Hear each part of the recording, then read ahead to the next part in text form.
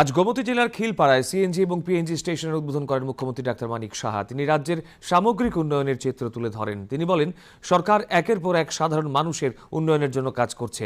অর্থমন্ত্রী প্রণজিৎ সিংহ রায় বলেন, এক ত্রিপুরা শ্রেষ্ঠ ত্রিপুরা গড়ার লক্ষ্য নিয়ে কাজ করছে সরকার।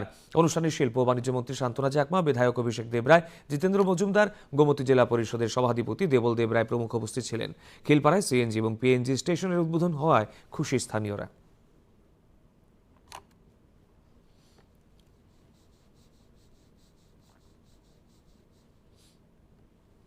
আমাদের সরকার যে ঠিকভাবে কাজ করছে পুরো নর্থ ইস্টার্ন জোনের মধ্যে, আজকে জিএসডিপির কথা যদি বলি, সেখানে আমরা সেকেন্ড পজিশন আমরা আছি।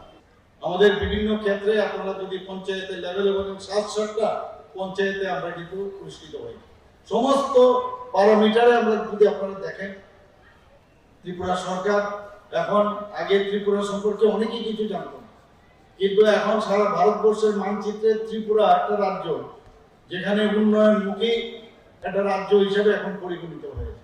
আজকে আমাদের বর্তমান সরকার চায় জনগণকে কিভাবে, অন্তিম ব্যক্তি কিভাবে সামনের সারিতে নিয়ে আসা যায়, সেই লক্ষ্যমাত্রাকে নিয়ে আমাদের সরকার কাজ করছে।